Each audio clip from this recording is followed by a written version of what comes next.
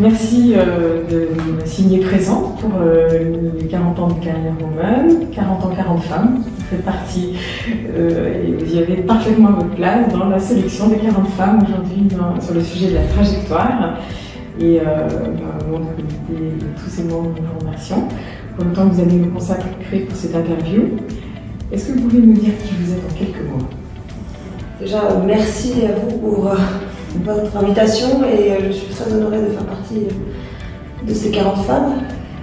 En quelques mots, je suis une jeune femme fraîchement mère de famille qui travaille comme qui suis administratrice d'une régie immobilière à Genève et également députée au Grand Conseil de Genève, qui est donc le Parlement cantonal.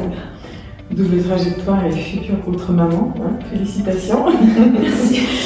Et quels seraient, selon vous, les ingrédients de votre réussite? Double trajectoire, on va dire, toutes les deux très marquantes. Alors, je pense que la première chose, c'est d'être bien organisé, parce qu'effectivement, ça fait beaucoup de casquettes à gérer, et ça, c'est assez facile en fait avec un peu d'organisation. J'ai eu la chance d'être bien entourée, d'avoir une famille qui me supportait beaucoup, qui m'a beaucoup encouragée, qui a cru en moi, et de pas prendre personnellement les attaques qu'on pourrait faire éventuellement sur des attaques gratuites ou les questions comme mais si tu es une femme, est-ce que tu es jeune? À l'époque, quand j'ai été élue, j'avais pas d'enfant. Tu es jeune, tu fais une carrière professionnelle, est-ce que tu es sûr que tu n'as pas peur de faire peur aux hommes et de ne pas trouver quelqu'un qui t'accepte? Et c'est de ne pas tenir compte des petites remarques bienveillantes qu'on entend dans ce genre de cas. Supposées bienveillantes, on va dire, n'est-ce pas? Que feriez-vous différemment aujourd'hui, si tant est que vous feriez quelque chose différemment? Toujours plein de projets, donc j'aurais pu faire une carrière, partir à l'international pour diversifier les langues ou un MBA, mais au fond, rien. C'est un peu bateau comme réponse, mais je pense que je ferais rien, parce que si j'avais fait quelque chose différemment, je ne serais pas au Grand Conseil aujourd'hui, j'aurais pas rencontré mon mari, donc j'aurais pas eu l'enfant en tout cas qui est déjà né, qui est merveilleux, donc j'aurais rien changé de ma trajectoire. Elle vous a amené à bonne destination alors. Je suis très contente du point où je suis aujourd'hui. Très bien. Quel est le meilleur conseil que vous ayez reçu et le meilleur que vous donneriez? Alors reçu, c'est de ne pas écouter les autres, c'est-à-dire qu'effectivement les gens sont plus ou moins bienveillants, mais au fond chacun pense plutôt à son intérêt. Donc, si je pense que j'en suis capable, il faut que je m'écoute et que j'aille, même si on m'explique que c'est impossible. Dans ce que j'ai reçu, dans ce que moi je donnerais, c'est donc effectivement de se faire confiance et puis de bien comprendre que plus on a de choses, plus on a de temps. Merci. Quel est, selon vous, le changement le plus important qui reste à opérer sur la progression professionnelle des femmes? Le changement, donc. Alors, je me cantonne à dire, vous pouvez dire là, s'il vous plaît. Je pense que le gros point, c'est l'attente que la société a des femmes par rapport à l'engagement dans la vie de famille. C'est-à-dire que tant que toute la charge, je dirais, mentale, organisationnelle de l'éducation des enfants ne repose que sur les femmes, on n'arrivera pas à avoir une égalité en termes professionnels homme-femme.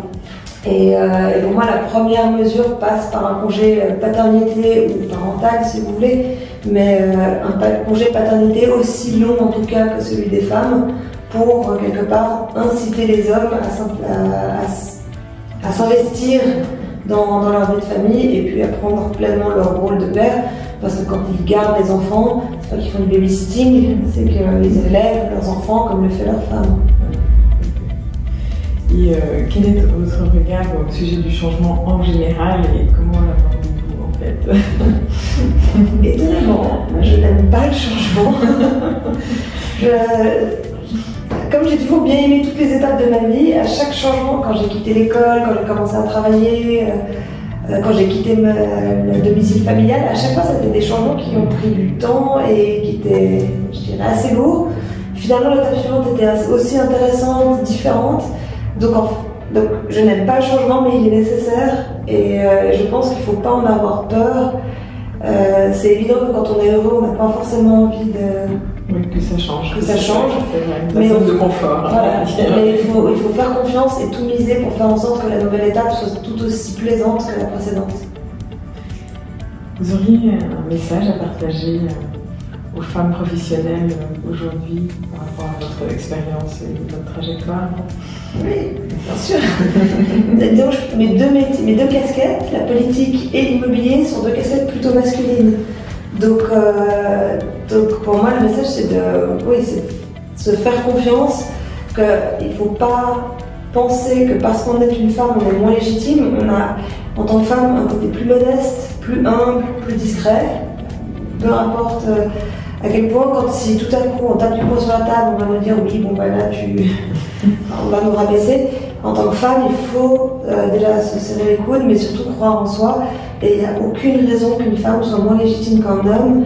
Et une femme est capable d'entreprendre parfois plus de choses, d'être plus organisée. Elles peuvent gérer une vie de famille, une carrière, la vie du ménage, enfin voilà. Donc il faut croire que si on arrive à faire tout ça dans le privé, on peut tout à fait aussi bien gérer un professionnel.